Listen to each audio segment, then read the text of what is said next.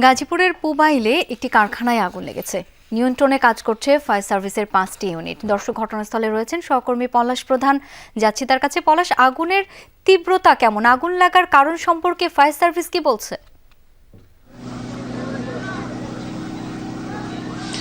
শাওন, আসলে অগ্নিকাণ্ড কি কারণে ঘটেছে এটি এখনো ফায়ার সার্ভিস বলতে পারছে না। তবে 3টা থেকে লাগা আগুন এখন পর্যন্ত টঙ্গী গাজীপুর সদস্য মোট 60টি ইউনিট চেষ্টা চালিয়ে যাচ্ছে। এখনো কিন্তু আসলে নিয়ন্ত্রণ করতে পারছে না। কিন্তু ভিতরের যে পরিস্থিতি সেটি স্থানীয়রা যেটি বলছে যে 3টার পর থেকে এখন পর্যন্ত যে পরিমাণের আসলে আগুনের পরিমাণ, অর্থাৎ তারা স্থানীয়রা বিভিন্ন ডোবা থেকে আগুন নিবানোর জন্য বিভিন্নভাবে চেষ্টা করেছিল।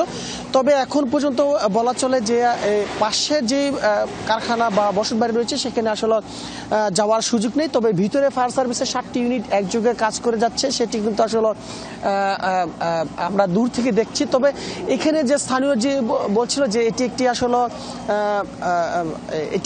হচ্ছে পলি এবং বিভিন্ন বিষয়, এখানে একটি গোডাউন এবং পাশে একটি কারখানা রয়েছে।